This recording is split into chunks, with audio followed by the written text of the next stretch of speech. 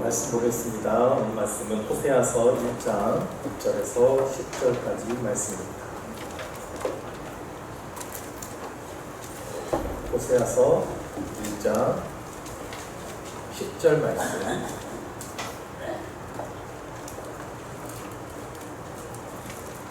다 같이 한 목소리로 공독하겠습니다.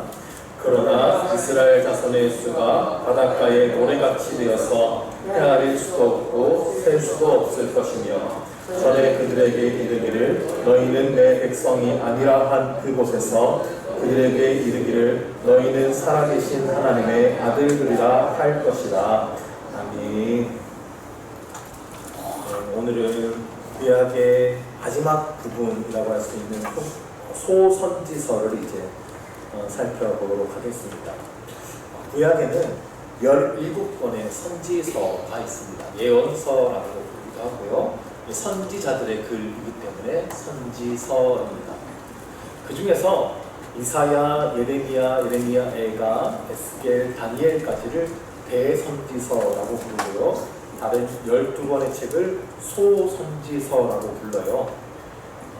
그 5이 대선지자라서 대선지서가 아니라 그냥 책의 분량이 많아서 그렇습니다. 책의 분량이 많은 앞에 5권을 대선지서라고 부르고 그에 비해 비교적으로 책이 좀 짧은 12권의 책을 소선지서라고 부릅니다. 그리고 그 소선지서 중에 첫 번째 책이 오늘 우리가 살펴볼 호세아입니다. 호세아서는 다니엘보다 장수로는 더 많거든요. 다니엘은 12장까지 있는데 호세아는 14장까지 있어요.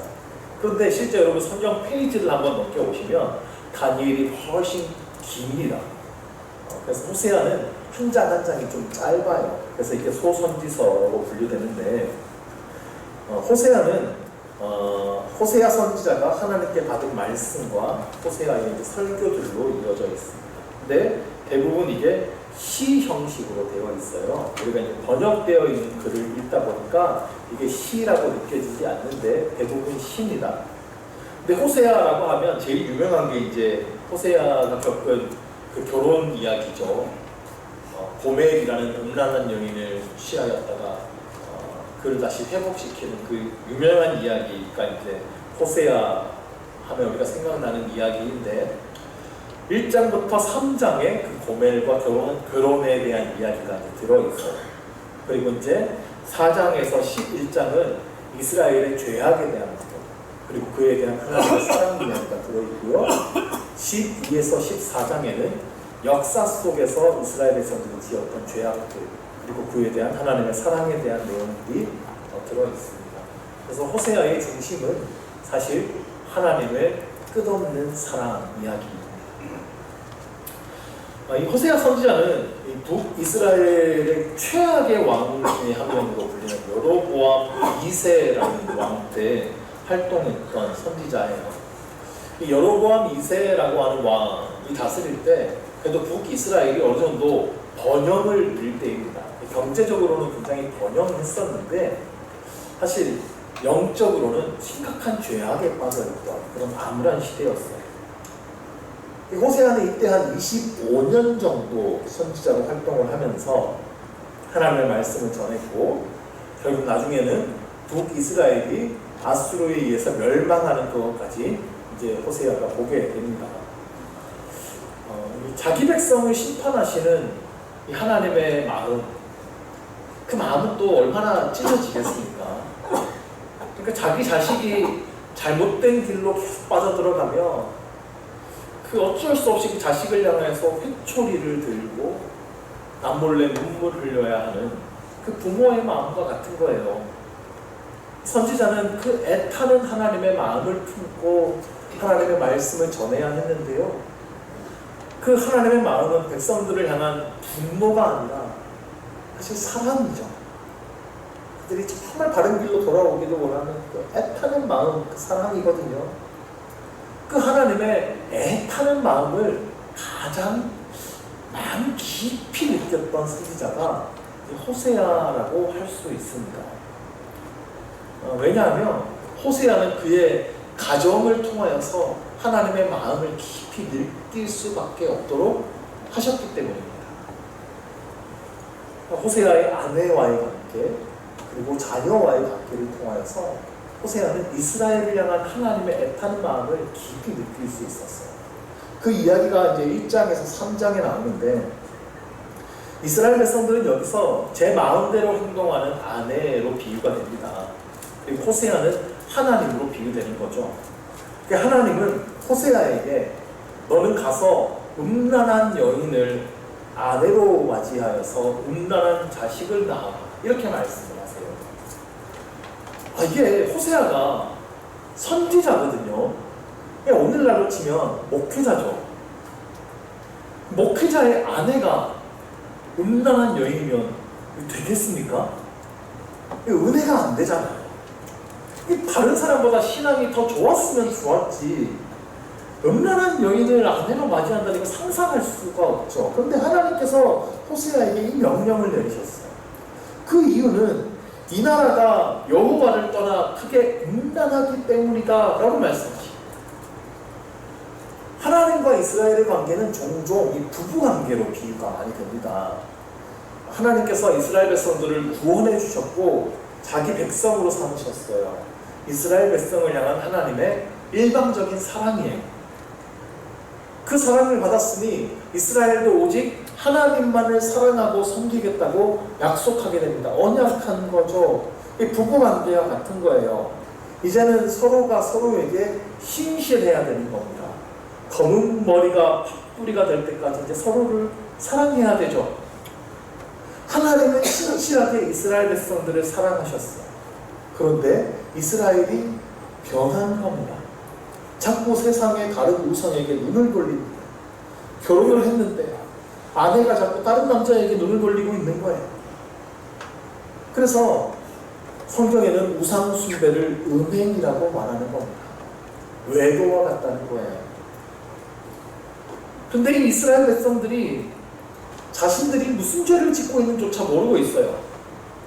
우린 그래도 하나님 잘 섬기고 있어. 우린 하나님의 선택받은 백성이야 라고 착각하고 있는 겁니다. 하나님의 말씀은 듣지도 않으면서 말이죠. 그래서 하나님은 이 호세아의 삶을 통해서 지금 이스라엘이 짓고 있는 죄악이 얼마나 심각한 것인지 분명하게 보여주려고 하시는 거예요. 그래서 호세아는 고멜이라는 여인을 아내로 맞이합니다. 아마도 이 여인은 신전창기일 것입니다. 당시에 우상의 신전들에는 신전창기들이 있었어요. 그래서 우상 숭배의 종교의식 속에는 음란한 종교의식들이 있었는데 그걸 위해서 신전에서 일하는 창기들이에요. 근데 이런 여인이 한 가정을 이루고 한 남편의 아내가 된다는 거 사실 상상할 수가 없는 일이죠. 그런데 한 남자가 그를 아내로 맞이해 드렸다면 그 여인 입장에서는 엄청난 은혜를 입은 겁니다. 그렇잖아요? 조건 없는 사랑, 절대적인 사랑이죠. 그래서 이 두 사람이 두 아들과 한 명의 딸을 낳게 됩니다. 자, 첫째의 이름은 이스르엘이에요. 당시 북이스라엘 땅에는 이스르엘이라는 평야가 있었어요. 근데 그 이스르엘은 당시의 왕이었던 그 여로보암 2세의 왕조가 탄생한 그 지역이에요. 굉장히 그 의미 있는 지역인데 그 지명을 따서 첫째 아들의 이름을 지었어요. 그런데 그럼 왜 괜찮은 이름 같은데 그렇게 이름을 지은 이유가 좀 무시무시합니다. 하나님께서 그 왕조를 멸하시고 이 나라를 심판하실 것이다 라는 뜻으로 이름을 이스르엘이라고 지었어요. 자, 이런 식으로 호세아가 이제 낳게 된 자식의 이름은 하나님의 심판에 대한 경고의 메시지들이 들어가게 되는데 둘째는 딸을 낳고 이름을 로루하마라고 지었어요. 근데 그 뜻은 긍휼히 여김을 받지 못한다 라는 뜻입니다. 하나님께서 이스라엘 백성들을 긍휼히 여기지 않겠다, 용서하지 않겠다라는 뜻이에요. 셋째는 또 아들을 낳는데 이름을 로암미라고 짓습니다. 이 뜻은 내 백성이 아니다라는 뜻이에요. 이스라엘 백성을 향하여서 너희는 더 이상 내 백성이 아니다라고 말씀하시는 거예요. 아이고, 어떻게 자식의 이름을 이렇게 지을 수가 있어요? 이것은 이스라엘 백성들의 현재 상태에 대한 심각성을 알려주시기 위한 일이었습니다. 당시 이스라엘 백성들은 자신들이 얼마나 심각한 죄를 짓고 있는지, 하나님께서 그 죄에 대해서 얼마나 진노하고 계시는지, 앞으로 얼마나 심각한 심판이 닥쳐올 것인지를 전혀 모르고 있습니다. 죄가 죄인 줄 먼저 깨달아야 뭐 회개라도 하죠. 그 죄를 짓고 있는 내 상태가 지금 얼마나 심각한지 그걸 알아야 돌이키든 말든 할 거 아닙니까? 근데 그걸 모르고 있는 거예요. 그러니까 하나님께서는 호세아의 자녀의 충격적인 이름을 통하여서 이스라엘 백성들의 너희의 상태가 이렇게 심각하다는 걸 알려주려 하시는 거예요. 자, 하지만 하나님은 동시에 회복에 대한 약속을 주세요. 자, 1장 11절 말씀인데요. 이에 유다 자손과 이스라엘 자손이 함께 모여 한 우두머리를 세우고 그 땅에서부터 올라오리니 이스라엘의 날이 클 것이로다. 자, 여기도 이스라엘이라는 이름이 나오네요. 앞에서 첫째 아들의 이름을 지을 때 이스라엘이라고 지으면서 이스라엘을 내가 심판할 것이다 말씀하셨는데, 여기서 뜻을 바꾸어 주셨죠.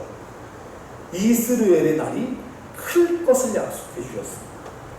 회복의 이름으로 바꾸어 주십니다. 2장 1절이에요. 너희 형제에게는 암미라 하고 너희 자매에게는 루하마라 하라. 자, 앞에서 이름이 로암미와 로루하마였습니다. 로암미는 내 백성이 아니라는 뜻이라고 했죠. 로가 부정사예요. 노예요. 노. 로인데 로암미를 암미라고 바꾸어 주셨어요.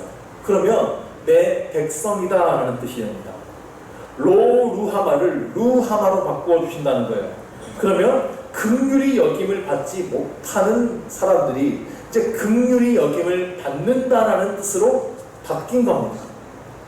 그러니까 하나님은 그 이름을 바꾸어 주시는 거예요. 하나님의 뜻은 심판이 아니라 그 뒤에 있는 회복인 것입니다. 아내와의 관계도 마찬가지인데요. 이 고멜이라는 음란한 여인을 아내로 맞이했죠. 자, 지금 호세아가 고멜이라는 여인을 아내로 맞이해서 지금 아들, 딸 잘 낳고 살고 있는데요. 그 고멜이 다시 음행을 합니다. 2장 5절에 그들의 어머니는 음행하였고 그들을 임신했던 자는 부끄러운 일을 행하였나니 이는 그가 이르기를 나는 나를 사랑하는 자들을 따르니 그들이 내 떡과 내 물과 내 양털과 내 삶과 내 기름과 내 술들을 내게 준다 하였음이라. 자, 이게 고멜의 고백인데요. 나는 나를 사랑하는 자를 따라가겠습니다. 그들이 나에게 떡도 준다고 했고 물도 준다고 그랬고 양털도 준다고 그랬고 기름 뭐 좋은 것도 온갖 것들을 내게 다 준다고 그랬다. 그러니까 나는 그쪽에 가겠습니다 라고 간 거예요. 그러면서 이 고멜이 다시 그 신전 창기의 자리로 돌아간 거죠. 난 거기 가서 돈 벌면서 사겠습니다 하는 거예요. 그리고 호세아에게 말하기를 이게 바로 이스라엘의 우상 숭배의 모습이라고 지적하시는 거예요. 이스라엘이 우상을 섬긴 이유가 사실 이런 것입니다. 우상 숭배의 교리가요, 들어보면 자신들을 되게 위하는 것 같아요. 세상의 온갖 좋은 것들을 다 주는 것처럼 속입니다. 농사 안 돼서 힘들지 우상에게 절하면 비 내려줄 거야. 농사 안 돼서 얼마나 정신걱정인데 우상에게 절 한 번만 하면 풍년을 허락해 줄 거야. 아들, 딸 많이 낳고 싶지 우상에게 절하면 아들, 딸 많이 낳게 해줄 거야. 다 이런 약속들로 가득해요. 근데 반면에 하나님은 이거 해라 저거 해라 이거 하지 마라 저거 하지 마라 다 이렇거든요. 답답한 거예요. 절만 하면 되는데 뭐. 그러니까 우상에게 가는 겁니다. 근데 하나님께서는 세상의 것을 쫓아가는 그 길에 정작 그 약속된 복들이 없다고 말씀하세요. 그들이 찾아서 떠난 그 많은 것들은 사실 다 하나님께서 그들에게 주신 것들이에요. 하나님을 잘 섬기면 하나님께서 비도 내려주시고 복도 내려주시고 모든 걸 다 주시겠다고 하나님이 사실 다 약속해 주셨고 이전까지 다 주셨거든요. 근데 이스라엘 백성들은 그 은혜를 지금 알지 못하는 겁니다. 우상이 그것을 줄 줄 알고 우상이 갔다는 거죠. 결국 그래서 그들에게 모든 것을 빼앗기게 될 것을 하나님께서 말씀하십니다. 그럼에도 불구하고 하나님의 마음은 여전히 심판이 아니라 사랑이에요. 호세아 3장 1절 말씀을 보면 같이 한번 읽읍시다. 여호와께서 내게 이르시되 이스라엘 자손이 다른 신을 섬기고 건포도 과자를 즐길지라도 여호와가 그들을 사랑하나니 너는 또 가서 타인의 사랑을 받아 음녀가 된 그 여자를 사랑하라 하시지요. 이스라엘이 지금 다른 신을 섬기면서 즐거워하고 있는데 그럼에도 여호와는 그들을 사랑하신다는 겁니다. 그러므로 호세아야 너도 다시 그 음행을 행하고 있는 고멜을 사랑해라 라고 명령하십니다. 쉬운 일이 아니죠. 호세아 이거 쉬운 일 아니에요. 근데 하나님은 그게 되시는 거예요. 그래서 호세아가 우상 성전으로 가서 배상금을 치르고 다시 그 고멜을 데려옵니다. 그리고 다시 고멜과 언약을 해요. 그게 3장 3절 말씀입니다. 그에게 이르기를 너는 많은 날 동안 나와 함께 지내고 음행하지 말고 다른 남자를 따르지 말라. 나도 내게 그리하리라 하였노라. 우상 신전에서 다시 창기 일을 하고 있던 고멜을 데려와서 호세아가 했던 말이 이 얘기예요. 나와 함께 지내자. 다시는 그곳으로 가서 음행하지 말고 다른 남자 따르지 말고 나와 함께 지내자. 나도 너에게 그러하겠다. 이것이 하나님이 우리에게 하시는 언약입니다. 아무리 이스라엘이 죄를 지었어도 아무리 우리가 하나님을 떠나서 방황하고 제 멋대로 살지라도 하나님은 여전히 우리에게 찾아오셔서 다시 언약을 맺고자 하십니다. 호세아의 그 아내 고멜의 음행 그리고 자녀들의 이름을 통하여서 하나님께서는 이스라엘의 죄악이 얼마나 심각한 것인지 그리고 그 뒤에 어떤 심판이 있을 것인지 그럼에도 불구하고 끝까지 이스라엘을 사랑하시는 하나님의 사랑 그 사랑에 근거한 회복의 약속을 주시고 계시는 것. 이것이 호세아 1장에서 3장까지의 내용이었고요. 4장부터 10장으로 가면 호세아는 이스라엘의 불순종의 원인과 결과를 다시 전하게 되는데요. 호세아는 이스라엘이 하나님에 대해서 모른다. 너무 모른다. 하나님에 대해서 몰라도 너무 모른다고 지적을 해요. 이스라엘 백성들이 하나님을 알지 못해서 너희가 그런 일을 한다는 겁니다. 이 히브리어로 알다라고 하는 뜻의 야다라고 하는 단어가 쓰이는데 이건 단순히 지식적으로 아는 게 아닙니다. 인격적인 관계를 통해서 알아가는 것을 의미해요. 단순히 누구에 대해서 지식으로 아는 것하고 실제로 그 사람을 만나서 경험하면서 알게 되는 것은 큰 차이가 있죠. 하나님께서는 그렇게 이스라엘과의 인격적인 관계를 통해서 하나님을 알아가기를 원하시는 겁니다.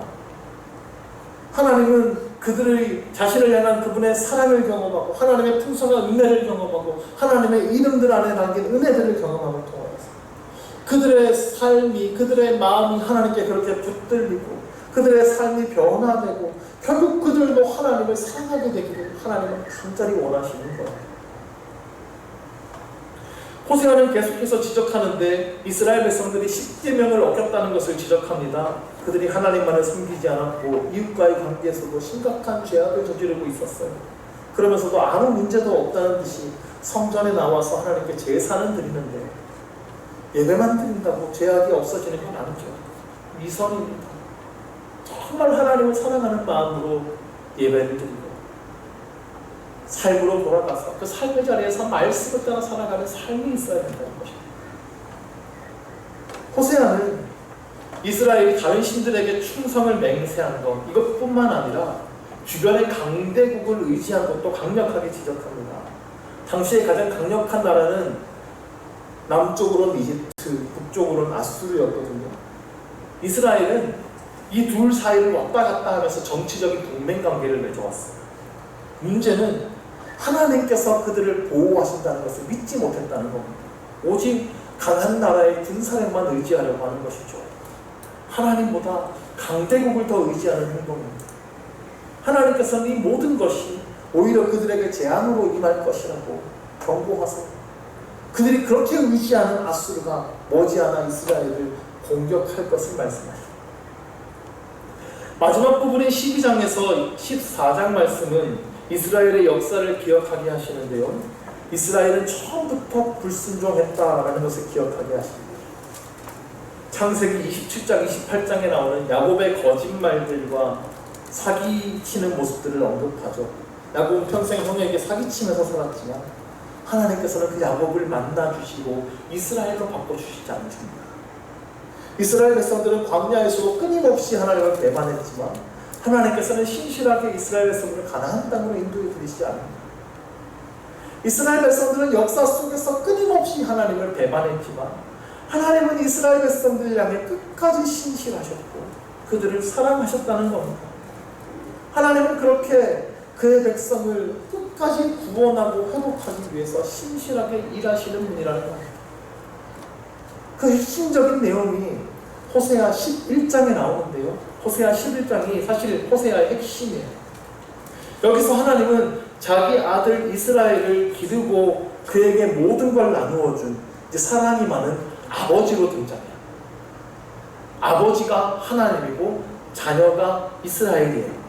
근데 아들이 자라서 아버지를 반역하고 배신합니다. 하나님의 너그러움을 막 여기로 이용해 먹습니다. 그래서 하나님의 마음이 막 갈갈이 찢어집니다. 언제는 막 그래서 막 아버지가 화를 내면서 엄벌을 내릴 거라고 말씀하셨는데 또 언제는 가슴이 아파가 무너지는 모습들이 나와요. 결국에 하나님은 자비와 긍휼의 하나님이어서 자신의 사랑하는 아들을 용서해 주실 것이라 말씀하십니다. 11장 8절에 보면 이런 말씀이 있습니다. 에브라임이여 내가 어찌 너를 놓겠느냐, 이스라엘이여 내가 어찌 너를 버리겠느냐. 내 마음이 내 속에서 돌이키어 나의 긍휼이 온전히 불불듯 하도다.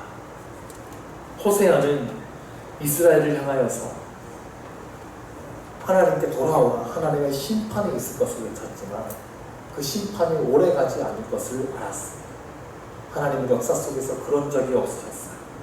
하나님은 다시 그들을 사랑하시고 그들의 죄악을 고치시고 다시 그들을 사랑하여 주시는 분이십니다. 11장에는 이스라엘을 울창한 나무로도 묘사하는데요. 그들이 새롭게 치유되어서 하나님의 사랑에 깊이 뿌리 내리게 됩니다. 가지를 뻗어 산을 만들면서 열매를 맺는 울창한 나무로 묘사해 주십니다. 인간 마음 깊은 곳에 있는 타락과 이기심은 하나님의 은혜와 사랑으로 치유될 수 있다는 것을 보여주시는 거예요. 그때 하나님의 백성이 하나님의 사랑 안에서 다시 회복되고 하나님만을 진정 사랑하는 온전한 관계로 회복될 수 있음을 보여주고 있는 것입니다. 호세아 말씀은 우리의 심각한 죄악을 보여주고 있어요. 그런데 아무리 심각한 죄악이라도 그 죄악보다 훨씬 강력한 하나님의 사랑을 보여주고 있습니다. 우리의 어떤 죄악도 우리를 향한 하나님의 사랑에서 끊지 못합니다. 우리는 우리를 향한 그 신실한 하나님의 사랑을 깨닫고 이제 그 사랑 앞에 엎드려야 하는 거예요. 내가 이제 다른 것 보지 않냐고 하나님만을 사랑하겠습니다. 나를 끝까지 사랑하시는 그 하나님의 사랑을 믿어 나도 끝까지 하나님만을 사랑하겠습니다. 이렇게 결단하는 우리 모두가 되기를 주님의 이름으로 축원합니다. 기도하겠습니다. 우리를 끝까지 사랑하시는 하나님, 우리가 수없이 하나님을 배반하고 죄악을 저질러도 하나님은 우리를 포기하지 않으시고 신실한 사랑을 베풀어 주셨음을 기억합니다. 하나님, 우리가 그 사랑을 진정 깨닫게 하여 주시고 하나님의 그 애타는 사랑을 깨달아 하나님만을 사랑하는 우리가 되게 하여 주옵소서. 오직 하나님만을 섬기고 하나님의 말씀만을 따라가는 신실한 신부 되게 하여 주시옵소서. 예수 그리스도의 이름으로 기도드립니다. 아멘.